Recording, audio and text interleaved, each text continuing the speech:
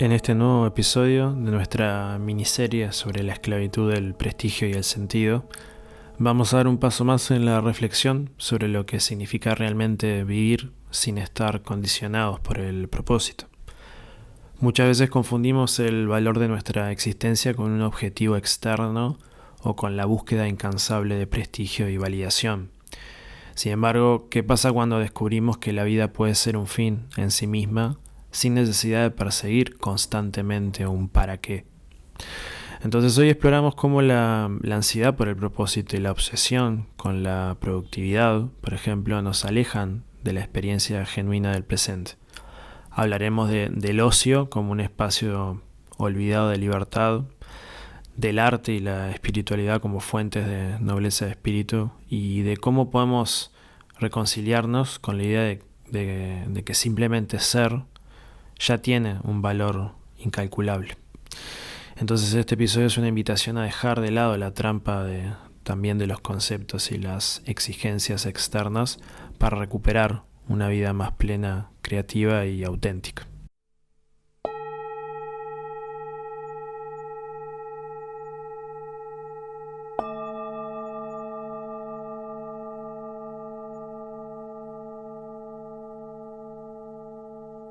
Al contemplar las complejidades de la existencia, resulta evidente que la ausencia de un significado inmediato y tangible en la experiencia directa a menudo conduce a ciertos malentendidos. Es demasiado fácil asumir erróneamente que la falta de un propósito aparente significa insignificancia o que la vida no tiene ningún valor. Tal perspectiva, equipara falsamente el propósito con su reflejo en el reino material, como si el propósito debiera poseer una existencia tangible y autónoma. Sin embargo, esta noción no podría estar más alejada de la realidad, pues en el tapiz, de la existencia, yace una profundidad que se extiende más allá de la superficie. Entonces es esencial reconocer que el valor inherente no depende de un propósito predefinido que refleje la realidad. Nuestras vidas no son simplemente una sucesión de objetivos vacíos, sino más bien una oportunidad para abrazar la grandeza de la existencia en su totalidad.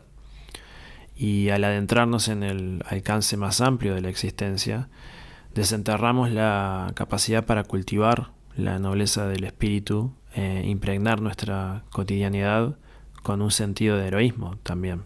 Este heroísmo no está reservado únicamente para las grandes batallas y las transformaciones como más monumentales que puntúan nuestras vidas, sino más bien reside también en los pequeños triunfos y desafíos que adornan cada día que pasa. En episodios más adelante desarrollaremos más detalladamente la noción del significado que trasciende la experiencia directa, adentrándonos en el ámbito más de la metafísica y algunas formulaciones hipotéticas y más especulativas, pero que están muy interesantes para lo que es esta serie en su conjunto. Pero sí quisiera de todas formas hacer unas breves puntualizaciones aquí sobre esta perspectiva. Una visión que propone, un orden subyacente en la realidad que puede que cuando se examina, a través de la belleza del cosmos y la intrincada complejidad de la vida, revela como cierta creatividad e inteligencia inherentes, podríamos llegar a intuir. Y lo veremos más adelante, ¿no? Pero esto nos incita como a reflexionar si pudiera a su vez existir quizás una fuerza inteligente más allá de los límites de nuestra comprensión actual que haya orquestado este orden.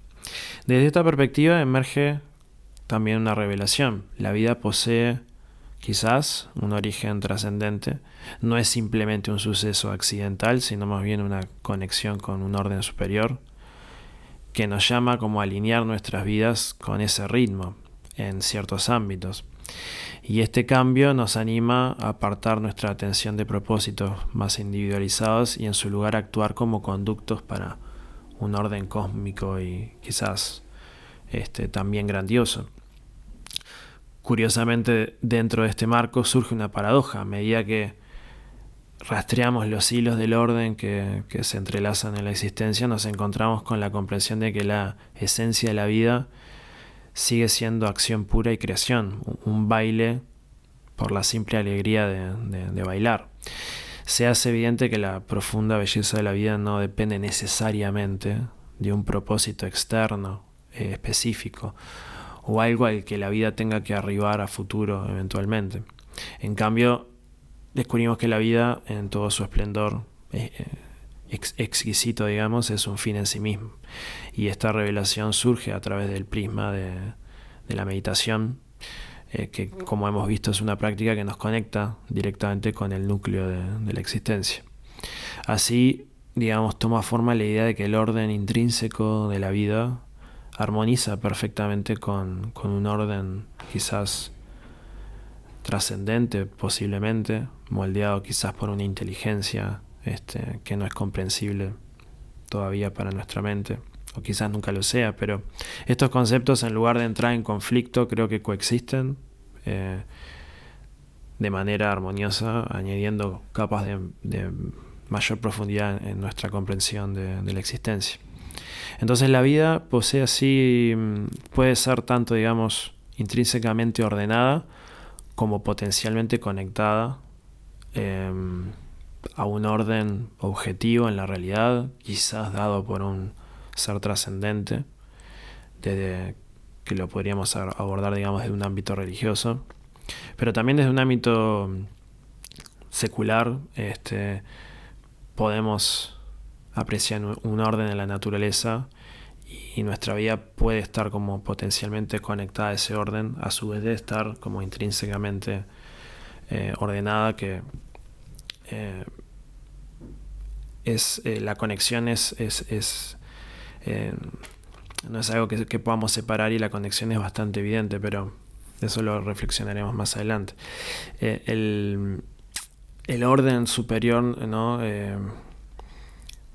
Nos trae cosas como el valor de la compasión, quizás la bondad, la serenidad, guías que pueden hacer de la existencia un lugar más pleno, a la vez que el entendimiento del orden intrínseco y el fin en sí mismo de la vida nos disponen a simplemente disfrutarla y dejar de perdernos en un círculo sin fin del pensamiento, buscando como un propósito lejano en el futuro, más allá, el cual nos termina condicionando negativamente y nos hace perdernos del disfrute del presente, atrapándonos en los conceptos, en la vida, ¿no? Más conceptual, y bueno, la existencia es ahora y esto es todo. Entonces podemos dejar que la vida fluya con ese orden superior y comprender a su vez que la vida es un fin en sí mismo. El problema con el sentido es en cierta forma un problema conceptual, porque la realidad no es conceptual, como hemos abordado, de modo que los sentidos o propósitos que muchas veces encontramos, entre comillas, o nos proponemos en cierta forma, distorsionan muchas veces una forma más genuina y objetiva de ver las cosas. Y recordemos todo lo que desarrollamos como en el segundo gran apartado de esta serie, ¿no? Respecto a las creencias o las interpretaciones de la realidad, que no son, digamos que son el mapa, pero no son el territorio. La clasificación de la realidad es un ordenamiento muy particular del mundo, que puede diferir persona a persona, con el consecuente resultado de confundir la interpretación del mundo por lo que el mundo realmente es. Y aquí es cuando por ahí creemos en un Dios, pero terminamos viendo señales personales de su presencia en la interpretación que hacemos de los eventos. Quizás pensamos que Dios nos está poniendo un desafío para probar nuestra fe, cuando en realidad no necesariamente las cosas están girando a nuestro alrededor. Es más, es probable que no sea así, porque no somos el centro del universo. Además, algo no tiene por qué suceder por una razón. Si tenemos en cuenta que la vida es un fin en sí misma, todo lo que sucede que la engloba es simplemente un suceso más de la creación y danza eterna de la vida, no tiene un sentido más allá. Sí que ese algo puede ser parte de un orden complejo de la vida en relación con el resto del cosmos, cuando pensamos, por ejemplo, que los eventos que pensamos que son negativos sirven a la vida a largo plazo. Pero eso es una dinámica más de la vida, que es un fin en sí mismo. Y sin embargo, aún hay lugar para una conexión, ¿no? con posiblemente un orden superior. Pero como verás, quizás ese orden no es estrictamente lo mismo que un sentido que nosotros podamos comprender completamente, y menos con nuestras herramientas conceptuales. Cuando empezamos a preguntarnos por el propósito de todo, caemos en el mundo conceptual de la rumiación, no logrando entender las cosas genuinamente, y además incrementamos el malestar a causa de perdernos en los pensamientos. La alternativa a esto es entender que la realidad tiene un orden, pero que dicho orden es, digamos, podemos apreciar de que dicho orden es increíblemente sabio, y que para conectarnos con ese orden debemos descansar la mente y contemplar las cosas tal cual las percibimos, y abstenernos de estar constantemente pensando y conceptualizando la experiencia, aún así sea algunos momentos de nuestro tiempo, digamos. Entonces, en este esfuerzo, el objetivo no es reprimir el intelecto, ¿no? Como comentamos en un episodio, la racionalidad es la base fundamental para el fomento de nuestro bienestar, para conocer la realidad de forma objetiva. No se trata de reprimir el intelecto, sino más bien templarlo con momentos de observación serena, cuando su lado más conceptual y lingüístico y frío obscurece una manera más objetiva y directa de ver la realidad. Entonces es una invitación a abrazar la realidad tal como se desenvuelve, reconociendo que incluso los momentos más breves de percepción sin filtro pueden ofrecer como destellos del orden intrincado que gobierna la existencia.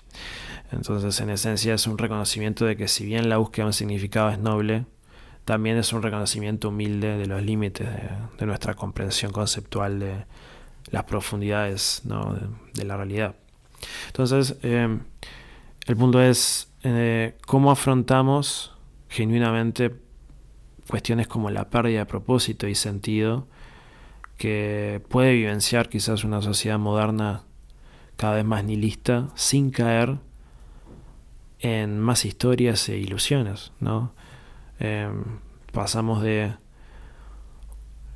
un nivel de significado anclado en cierta cosa que históricamente dio significado a las sociedades, para pasar a otro que goza, digamos, o sufre, mejor dicho, del mismo problema, que es una visión conceptual de la realidad que puede, primero, no ser verdad, y al ser conceptual es una distorsión de una realidad más objetiva, y no nos deja ver esa realidad más objetiva. Parte del problema está en la separación que hacemos de yo versus mundo.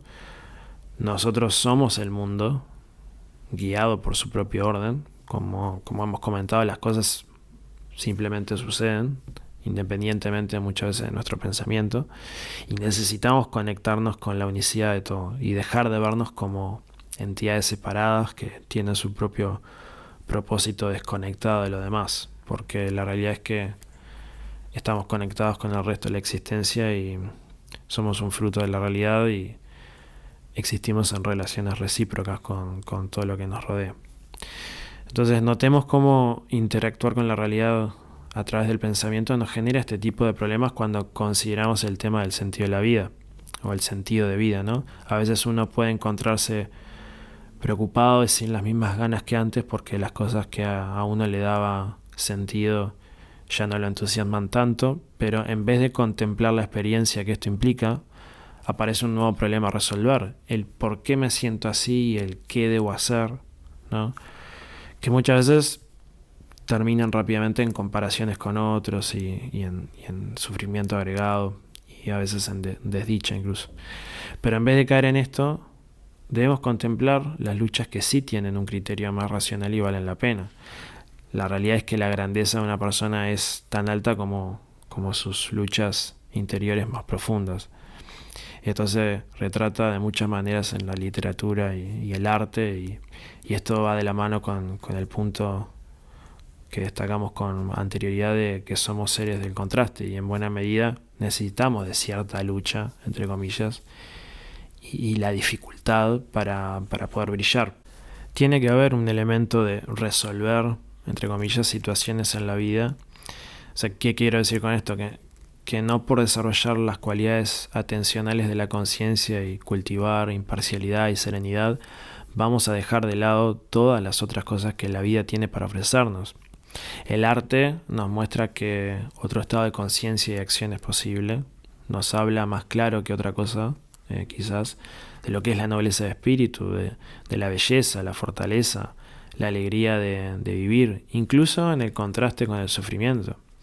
Y podemos considerar muchas obras de arte como el David de Miguel Ángel, Las puertas del amanecer, de Herbert James Trapper, la alegoría de la pintura de Vermeer, La Conte y sus hijos, El nacimiento de Venus, de Sandro Botticelli, y muchas otras obras que nos transmiten también con la contemplación, la calma y el espíritu zen, como obras como el Fuji Rojo de Katsushika Hokusai,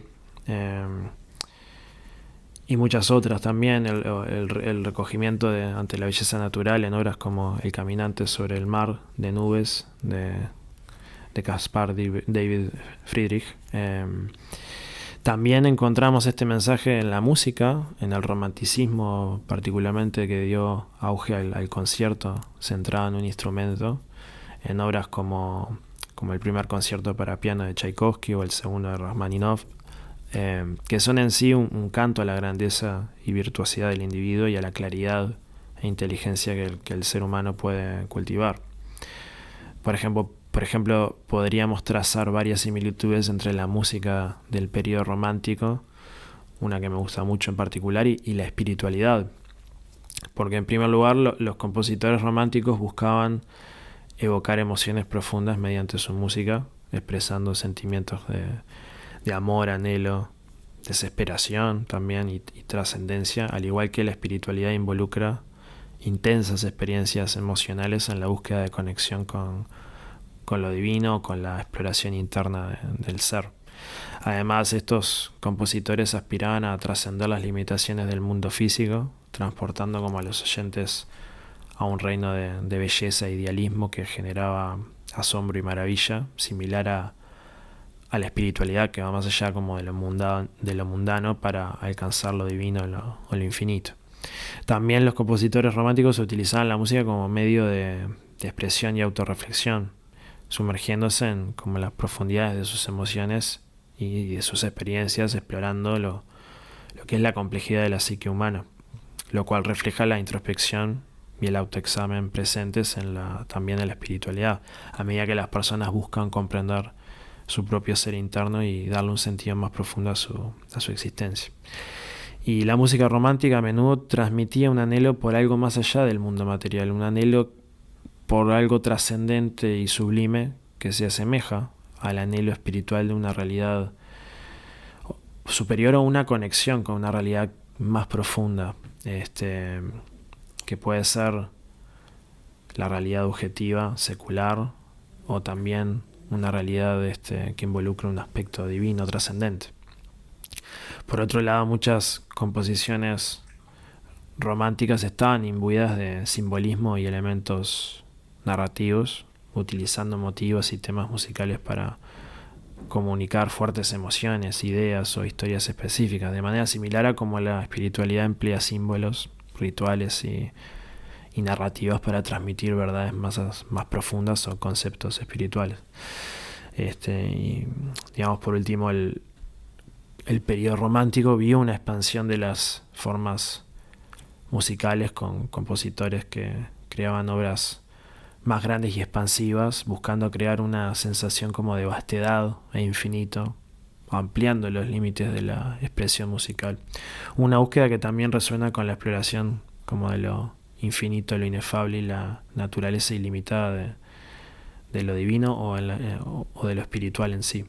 Por eso, la mitología del héroe, de la superación personal y de cultivar un espíritu como más elevado y transformarse en maestro, resuena fuerte a lo largo de la historia para encontrar un propósito genuino. O sea, fundamentar nuestra vida en una realidad más sólida, más objetiva. Y yo agregaría utilizando como la racionalidad y el cultivo de la mente, el intelecto para llegar a ello. Este es un excelente propósito que irradia de cultivo de lo que es la autoestima, de lo que podemos hacer, que es complejo y que favorece la vida, en definitiva, como lo he propuesto en mi obra Proposiciones, y que refleja también la expansión de nuestra autoeficacia y está asociado a altos estados de recompensa. Pero el bienestar es personal. La manifestación consciente de esto, tal como destaqué antes, tiene relevancia primordialmente para uno mismo en relación consigo mismo. Por eso no importa el futuro en relación con nuestros proyectos, con nuestras creaciones, ni importa en última instancia la aceptación social o el reconocimiento. Importa que las hayamos disfrutado y cultivado en el marco de nuestras vidas en particular.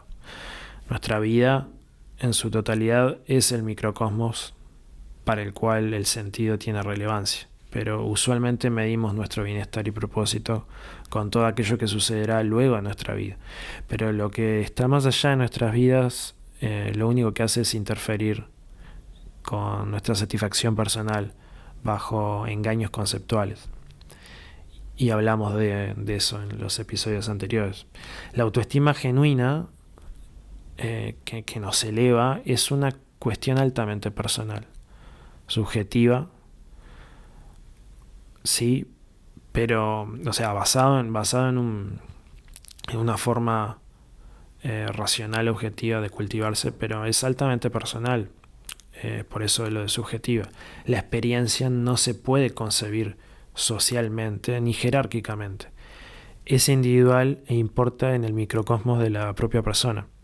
Esa es la diferencia entre un propósito disfrutable y creer que lo que uno hace lo vuelve a uno mejor, o que lo que uno hace es más significativo en términos generales, con el consecuente nihilismo inevitable que ello conlleva cuando uno descubre, por ejemplo, la insignificancia de nuestras pequeñas vidas en la escala cósmica.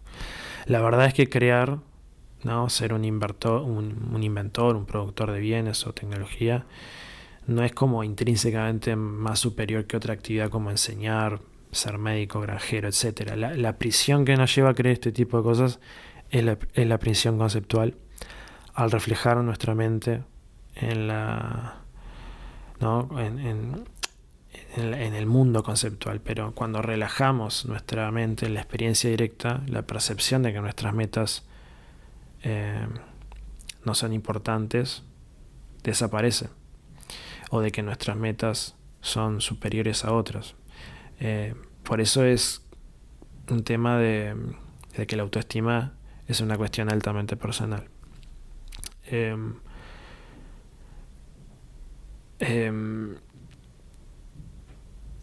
Llegar como a una actitud nihilista frente a la ausencia de sentido es no entender el punto, que es centrarse en la cualidad de la experiencia. Esto es lo importante, para así disfrutar más genuinamente de lo que el mundo tiene para ofrecernos.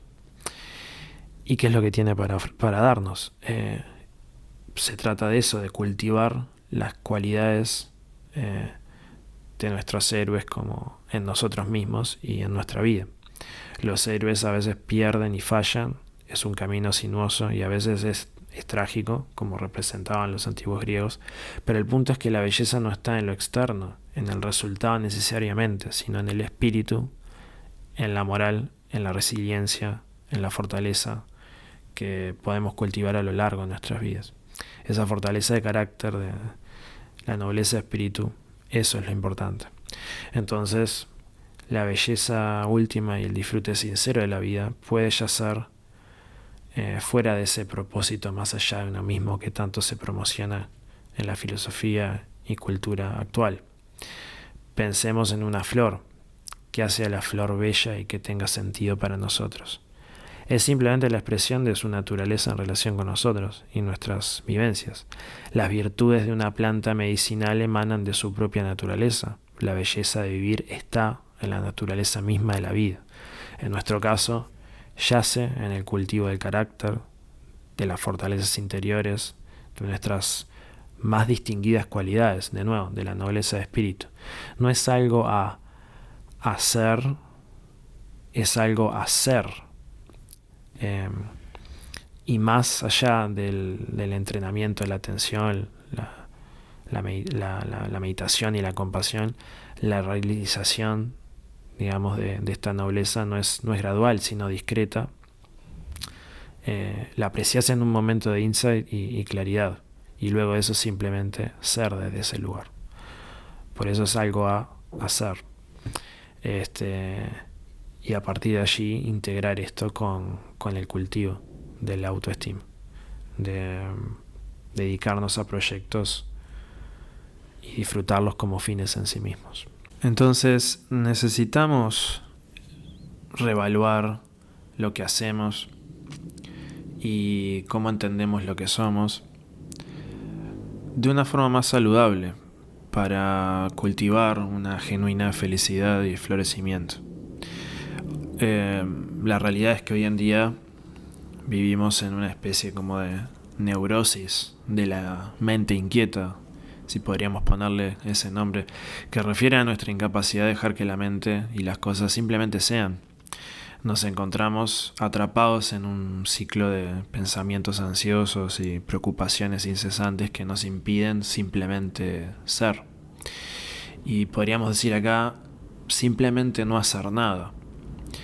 Que es una modalidad de encarar las cosas, lo que hacemos en nuestra vida, pero que no tiene nada que ver con simplemente, digamos, desatendernos de proyectos y metas, sino una forma distinta de cómo concebimos lo que hacemos.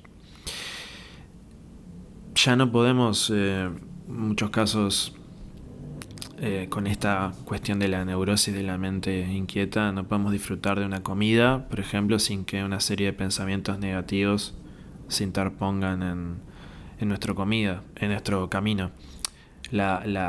Como la simple acción de comer se ha convertido, por ejemplo, muchas veces para muchas personas en una fuente de ansiedad, ya sea por preocupaciones sobre el peso, la salud o el impacto ambiental de nuestra elección alimentaria, y en casos extremos la preocupación obsesiva por la apariencia física lleva a algunas personas a someterse a cirugías cosméticas innecesarias o a seguir dietas extremas en busca de una apariencia perfecta, lo que puede provocar problemas de salud mental y baja autoestima.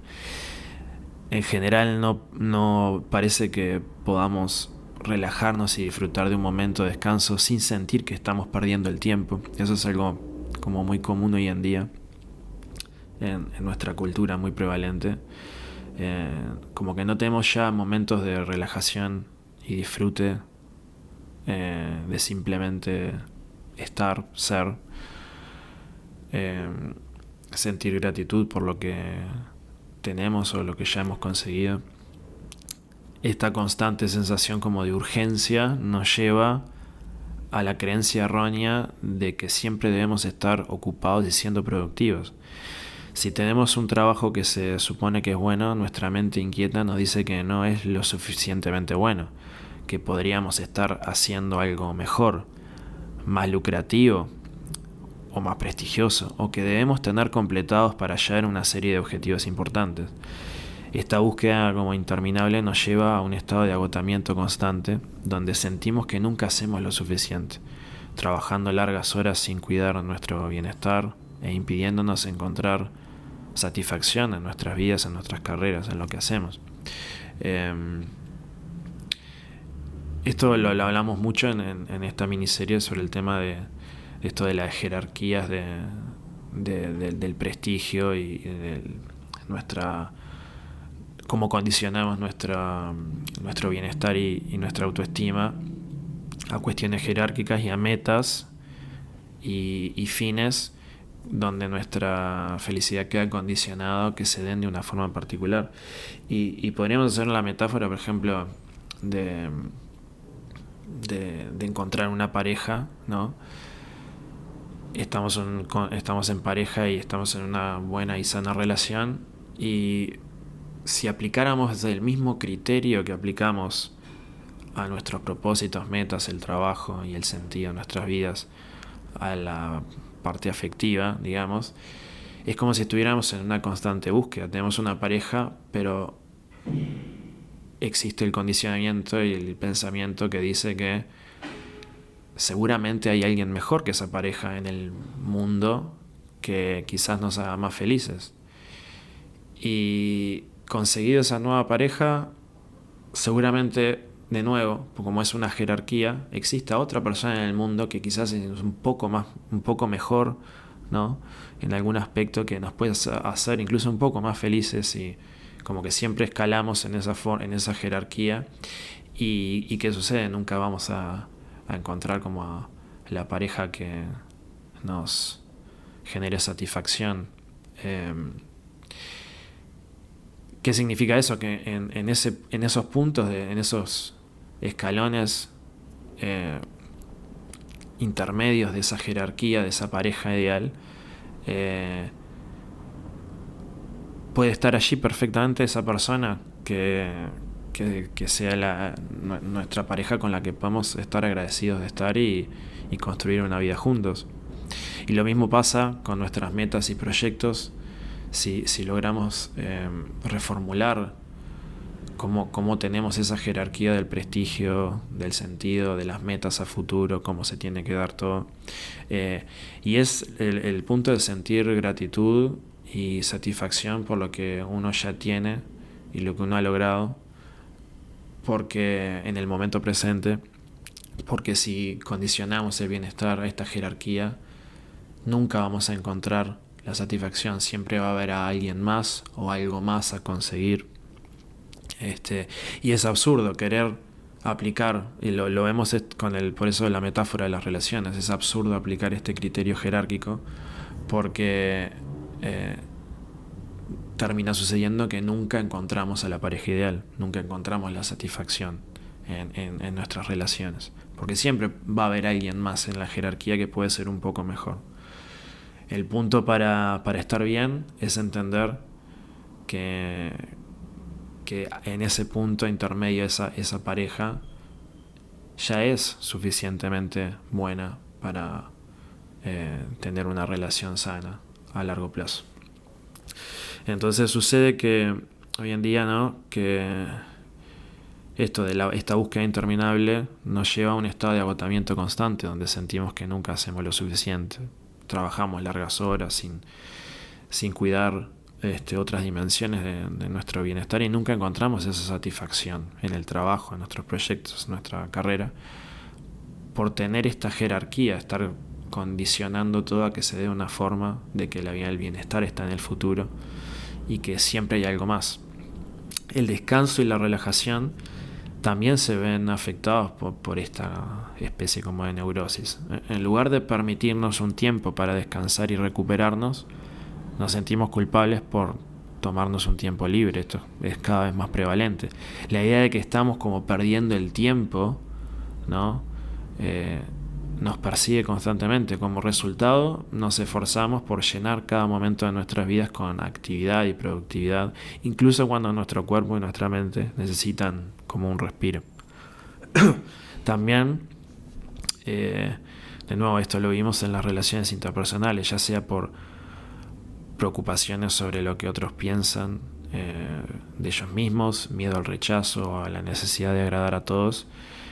Esta como neurosis puede llevarnos a esta especie como de hiperanálisis de cada interacción social. Las personas pueden sentirse como agotadas emocionalmente debido a la constante preocupación por cómo son percibidas por los demás. En cuestiones como la crianza de los hijos, los padres a menudo se sienten abrumados por la presión de criar a sus hijos de manera perfecta, lo que puede dar lugar a sobreprotección, a una constante preocupación por el futuro de sus hijos. La indecisión crónica también es otra manifestación como de esta neurosis, donde las personas pasan horas o incluso días debatiendo decisiones triviales, lo que agota la energía mental y dificulta la toma de decisiones importantes. Y el uso acá de dispositivos electrónicos y de las redes sociales es un ejemplo destacado porque constantemente revisamos nuestros teléfonos por miedo a perder algo importante, ¿no?, que está sucediendo en línea, y afecta nuestras relaciones, nuestra productividad, nuestra salud mental. La preocupación también por la seguridad personal y la de los seres queridos puede llevar, como la sobreprotección, a una ansiedad paralizante que impide tomar riesgos saludables por miedo a lo desconocido. Y finalmente, la búsqueda constante de significado en la vida y la necesidad de siempre tener que estar haciendo algo puede generar una especie como de ansiedad que podríamos llamar espiritual, donde las personas buscan respuestas constantemente sin permitirse simplemente estar en el presente y experimentar la vida tal como es. En inglés, la palabra para el erudito que se forma en la academia y se aplica al estudio, por ejemplo, de las diferentes ciencias y disciplinas del conocimiento, se lo denomina scholar, que en su etimología viene del antiguo griego, skolé, si lo pronuncio correctamente, que hace referencia, de hecho, al tiempo libre y al ocio. De esta forma, con el tiempo libre, ¿no?, con esta conexión, la persona se forma en las disciplinas y adquiere conocimiento. Esta aproximación como el académico es quizás la más adecuada, o sea, es aquel que tiene tiempo libre para formarse en las distintas disciplinas, ciencias, lenguas, etc. ¿Con qué fin? Con el fin de simplemente disfrutar del estudio de estas disciplinas. No hay una razón como funcional. Los resultados materiales o las consecuencias prácticas de esto es lo que viene después, pero no es como el centro, ¿no? La aproximación es, con el tiempo libre, abocarse al estudio por el placer en sí mismo de estas disciplinas y en nuestra creatividad, muchas veces espontánea. Ahí es donde surgen las innovaciones, los desarrollos académicos posteriores. Antiguamente los grandes pensadores artistas tenían mecenas, personas, ¿no?, como acaudaladas que los respaldaban económicamente, y gracias a ellos podían dar rienda suelta al desarrollo de sus artes, y así las grandes obras creativas lograban surgir. Hoy en día el académico debe estudiar para ganarse la vida. Quizás uno haga una carrera de licenciado con las perspectivas de hacer un máster y luego un doctorado, para luego volcarse a la enseñanza y a la producción de conocimientos. Pero para poder subsistir muchas veces económicamente, ante todo, porque está esa cuestión, y aunque la pasión y el rédito económico puedan confluir, ya no existe quizás esa libertad de estudiar por estudiar y dejar que la creatividad surja naturalmente y uno pueda producir obras y trabajos que a uno le guste. Primero están como las necesidades o intereses económicos. Por supuesto, lo que uno hace o estudia en algún momento tiene que tener una conexión con el resto del mundo y con algo práctico.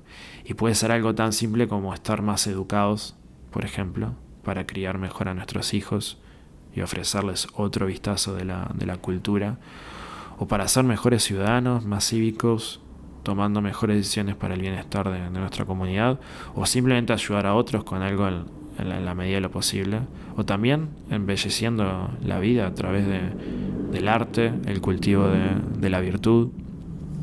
Pero esta conexión con algo tangible en la vida real no es un mandato, no tiene por qué ser así.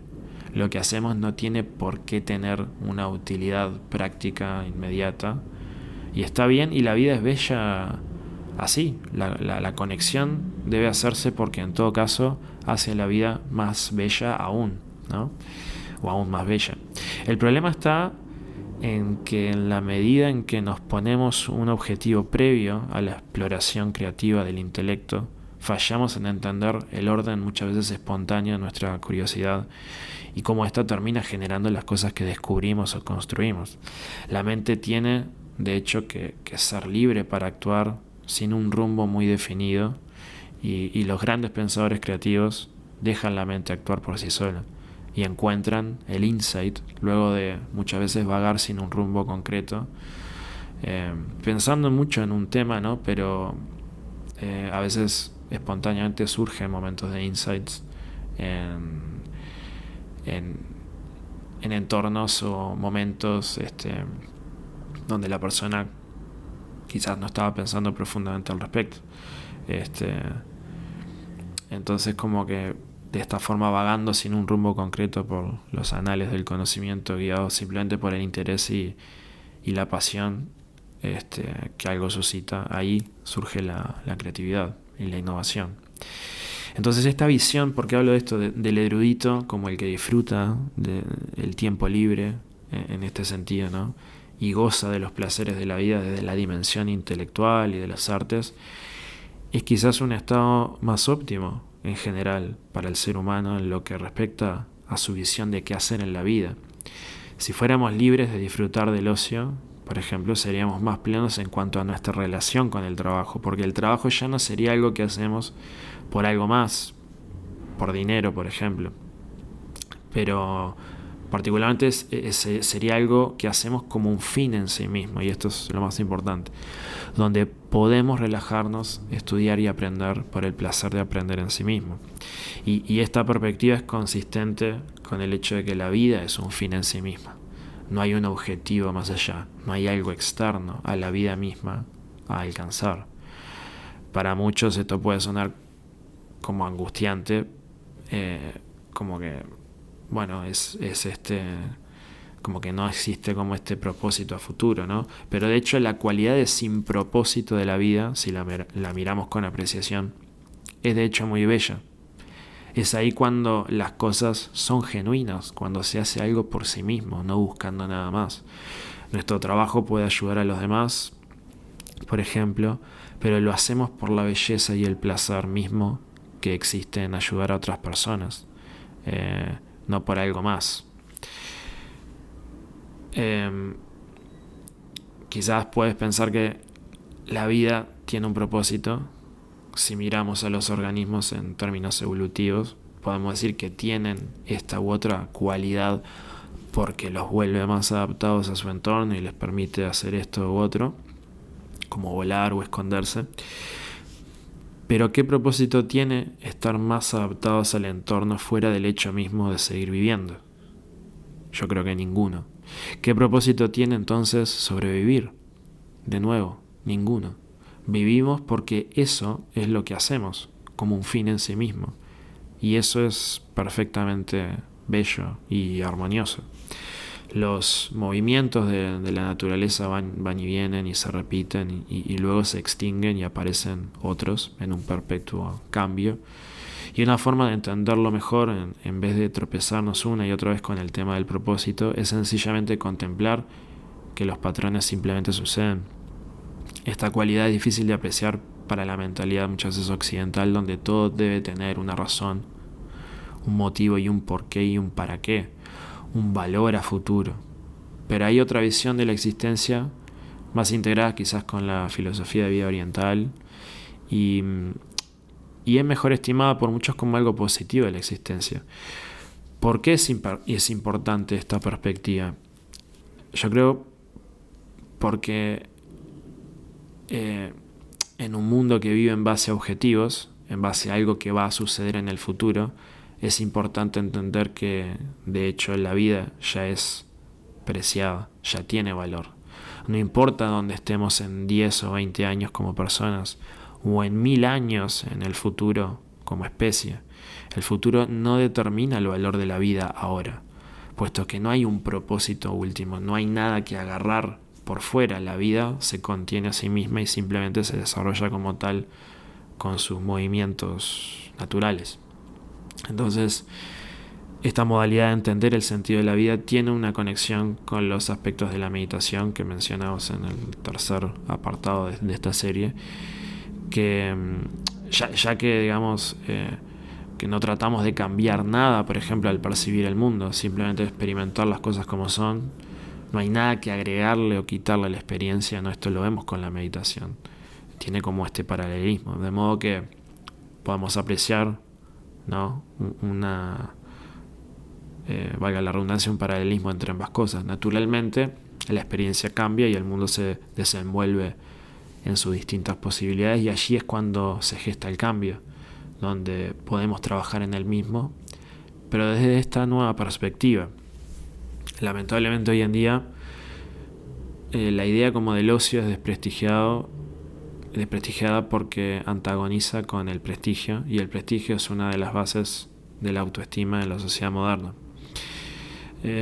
Cuando no estamos siendo lo suficientemente productivos de acuerdo con nuestros criterios, nos sentimos mal y nos invade la ansiedad y el estrés.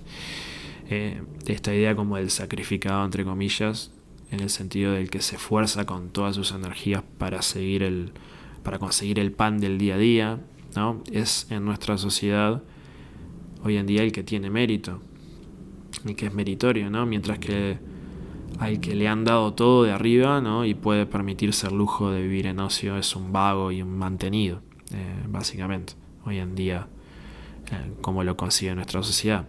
Y esta filosofía lamentablemente nos esclaviza. O sea, todos deberíamos poder disfrutar del ocio en su legítimo derecho como algo en sí mismo y como una manera legítima y natural de acrecentar nuestro bienestar, no como una excepción al trabajo, sino como la norma de nuestras vidas, ¿no? Como aplicarlo a un nivel más profundo. Las vacaciones y el trabajo deberían como intercambiar lugares desde un punto de vista filosófico, de modo de vivir de cierta forma en esa modalidad de vacaciones y simplemente tomarnos unos días de trabajo, ¿no? Como al revés. La gran crítica de esto, claro, es que necesitamos trabajar para mantenernos, pero de hecho necesitamos hacerlo por cómo la sociedad está organizada hoy en día y los problemas, por ejemplo, monetarios inherentes de un sistema corrupto. Naturalmente, con el desarrollo de la productividad y la tecnología, cada vez, siguiendo la tendencia, necesitaríamos trabajar muchísimo menos con el propósito de mantener nuestra subsistencia. Pensemos que gran parte de la economía y consecuentemente del trabajo dedicado por las personas a mantenerse económicamente está volcado a servicios muchas veces y productos que realmente muchas veces no necesitamos. Necesitamos realmente las carteras, coches y prendas de lujo, por ejemplo. ¿Cuánta gente vive de esa industria? Trabajan para obtener un rédito económico, pero en la base hay como una necesidad en cierta forma ficticia. Contamos con una enorme cantidad de recursos como sociedad hoy en día, al punto que cabe preguntarse si realmente necesitamos trabajar como lo hacemos y por las cosas que hacemos, o nos encontramos en los albores de una nueva era donde podemos disfrutar de mayor tiempo libre y redimensionar el valor y el significado del trabajo. No es menor que una de las preocupaciones económicas preponderantes de las nuevas generaciones es la libertad financiera, como tener recursos para poder disfrutar mejor de hacer las cosas que uno quiere. Y aquí voy a otro punto, que es qué es lo que podemos hacer nosotros cada uno para ir hacia ese lugar. No se trata de querer generar de nuevo una utopía colectivista que nos termina esclavizando, y que muchas veces a lo largo de la historia prometió esto, como de la necesidad de no tener que trabajar formalmente para subsistir.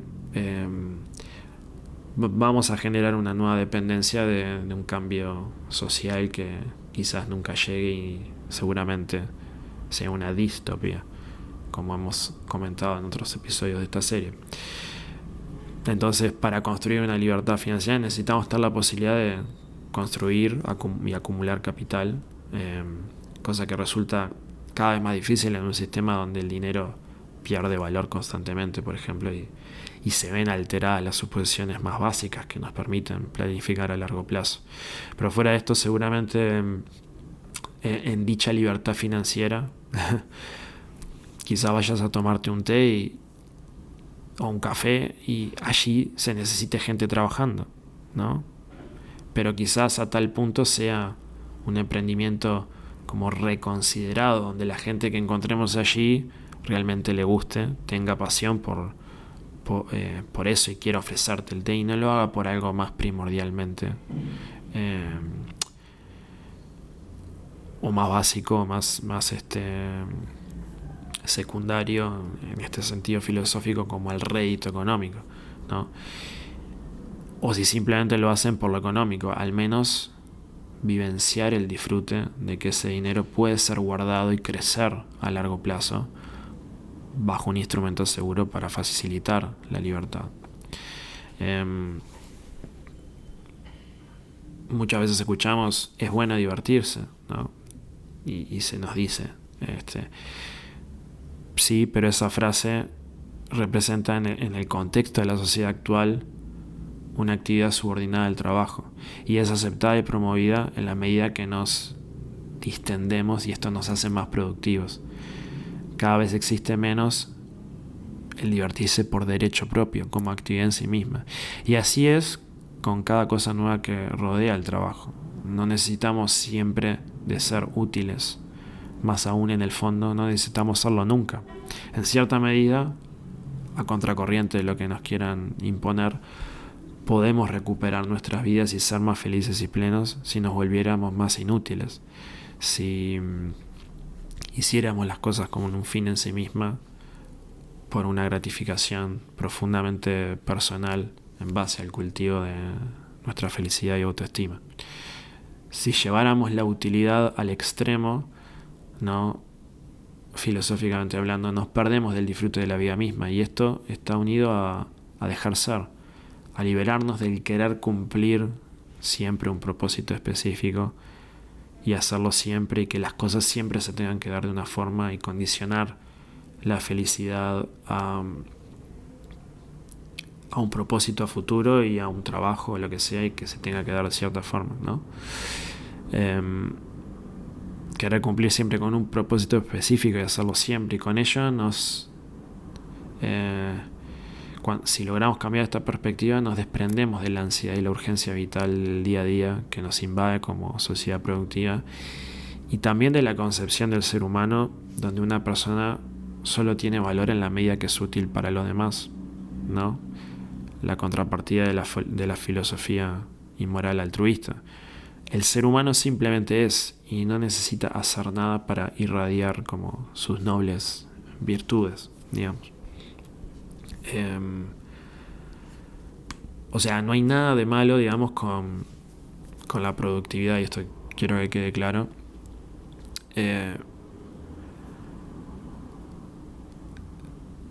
Sino que el punto es no hacer de la productividad el eje central, sino las cosas que queremos hacer, nuestros proyectos, como fines en sí mismos, por el propio placer y felicidad que nos da.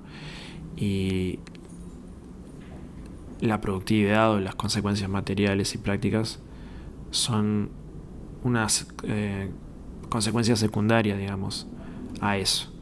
Si anclamos nuestra felicidad solo en estas como consecuencias prácticas, perdemos el disfrute de la vida como fin en sí mismo. Y este es el punto. A fin de cuentas, digamos, como se menciona en el Tao Te Ching, el gran Tao fluye, ¿no?, por todas partes, como dice, a la izquierda y a la derecha. Todas las cosas dependen de este para existir y no las abandona. No reclama sus logros, ama y nutre todas las cosas, pero no se enseñorea de ellas. En otras palabras, cuando nos liberamos del control y confiamos en la vida misma sin basarla en un propósito externo a esta, es cuando verdaderamente se vive y nos nutrimos en el fluir como del Tao. Allá por el siglo XIV surgió el movimiento filosófico y cultural denominado humanismo, basado en la cultura y filosofía grecorromana, el cual priorizó la razón y se interesó por el concepto del hombre como centro del universo.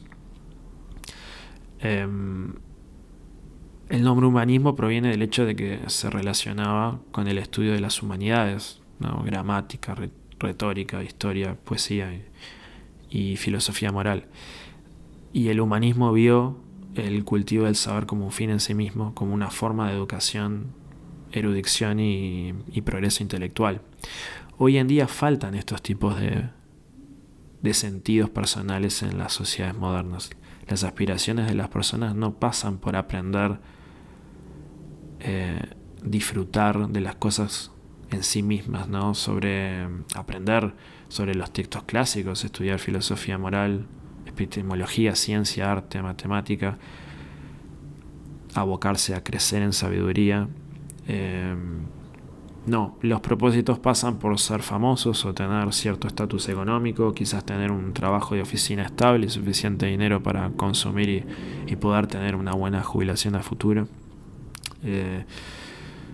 Esa vida como llevada a lo mínimo de sus posibilidades, que era una crítica que hacía Nietzsche, por ejemplo, cuando hablaba del último hombre, que veremos en el episodio siguiente. Hoy vivimos en un mundo muy diferente al de hace unas décadas o siglos. Somos 8.000 millones de personas en este momento, y hoy en día, cuando desarrollamos una actividad o carrera a la que nos abocamos con el afán de ganar prestigio o estatus, estamos compitiendo con millones de personas. Una masa de personas cada vez más grande, con acceso incluso a mejores recursos que nosotros, que inevitablemente por probabilidad tienen más posibilidades de crear mejores productos y servicios o obras más creativas, llegar antes a una solución a un problema, etc.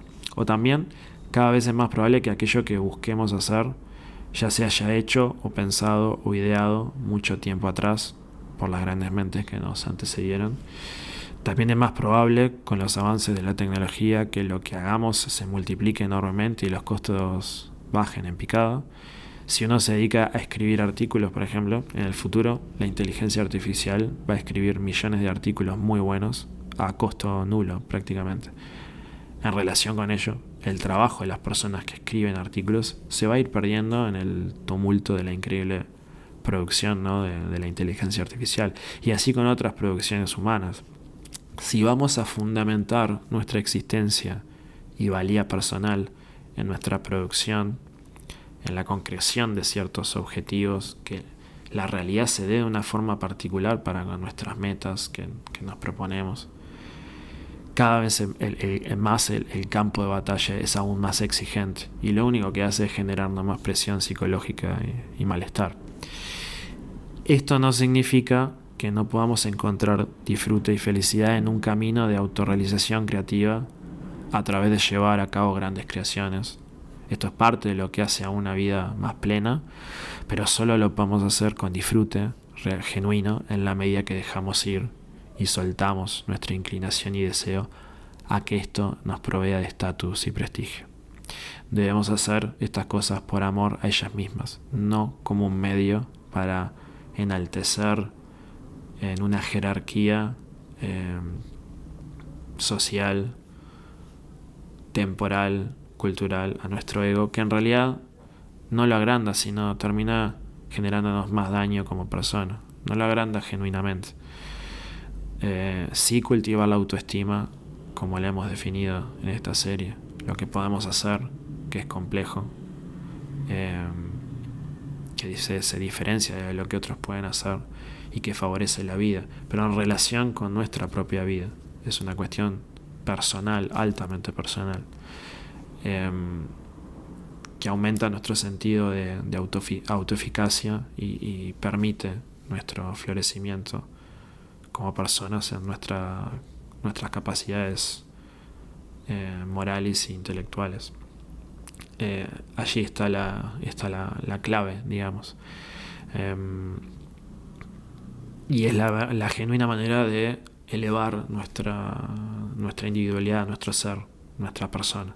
Debemos buscar entonces contribuir en lo que podamos y encontrar aquellas cosas escasas que no se pueden multiplicar gratuitamente con la tecnología, en donde podamos volcar nuestro trabajo creativo y nuestros esfuerzos en el día a día. En definitiva, las ansias de propósito nos tienen en una encrucijada que nos hace sufrir y nos genera malestar. Y este propósito no se trata simplemente de que queremos ser ricos y famosos. Puede ser un propósito que consideremos noble, como tratar de contribuir algo importante a la sociedad, pero incluso estos propósitos nos llevan inevitablemente a comparaciones con otros, a cuestionarnos constantemente de si estamos haciendo lo suficiente, si estamos trabajando realmente duro, etc. Y al final nos hacen sufrir más que las alegrías que nos dan. Y todo este pensamiento constante en torno a nuestros objetivos y lo que queremos hacer en el mundo, en base a nuestros propósitos, nos obnubila, nos desenfoca de una realidad fundamental, y es que la vida no va realmente hacia un lugar en particular. Sí, hay reglas que gobiernan la vida biológica y el mundo en general, pero estas reglas no tienen por qué tener una razón de ser anclada como en un propósito a futuro o trascendente. Por eso la vida está más a tono con una creatividad espontánea, y todo este tejido del propósito es simplemente otro gran entramado conceptual, visto de esta forma. Cuando nos conectamos genuinamente a través de la experiencia directa con nuestra realidad más tangible, descubrimos que este entramado conceptual del propósito, como lo hemos discutido en esta miniserie, pierde todo sentido, y en definitiva nos conectamos con la realidad genuina que nos libera realmente. De esta forma podemos vivir una vida de juego libre, creativo y espontaneidad. Ahora, ¿es esto una invitación a retraernos y vivir una vida desconectada de los demás, por ejemplo? No, en absoluto. Si lo hacemos, corremos el riesgo de volvernos como miopes irracionalmente egoístas que solo piensan en sí mismos de una forma irracional y trágica, ¿no? Por un lado, es preferible un egoísmo racional, sí, ante todo, y por otro lado, una persona ejemplifica su grandeza a través de una sabia humildad y de su gentileza y ayuda al prójimo, muchas veces, librándonos del odio y abrazando la compasión. Con lo que sea que aprendamos, ayudemos a los demás en la medida que podamos a través de nuestras creaciones y nuestro esfuerzo, o sea, nuestro trabajo creativo y esas metas que nos proponemos terminan muchas veces ayudando mucho más que cosas como la caridad, ya sea en la escala de nuestra familia y amigos o para el resto de la sociedad. Demos el ejemplo. Creo que ahí está la verdadera grandeza de lo que podemos hacer en conexión con nosotros mismos y con los demás. De nuevo, volvemos a la nobleza de espíritu, y qué mayor nobleza de espíritu que ser caballeros, ¿no? El gentleman. Esto es ofrecer el toque de la gentileza, en inglés de gentle touch, y la compasión a aquellos que más lo necesitan, como una faceta de nuestra vida en relación con otros, pero sin dejar de ser o cultivar primordialmente algo grande para con nosotros mismos, nuestras virtudes, nuestras capacidades, nuestras habilidades, nuestro intelecto, nuestra aptitud y capacidad moral. Y aquí hablo para tanto hombres como mujeres, pero además en el caso del gentleman, en el caso de la mujer, en relación con el tema del gentleman, con sus dotes arquetípicos de, como vimos, de protección y de crecimiento, que pueda ampliar el potencial de florecimiento del ser humano. Así que, habiendo finalizado esta reflexión, veremos en la última parte, en el siguiente episodio de esta miniserie, como de la esclavitud del prestigio y el sentido.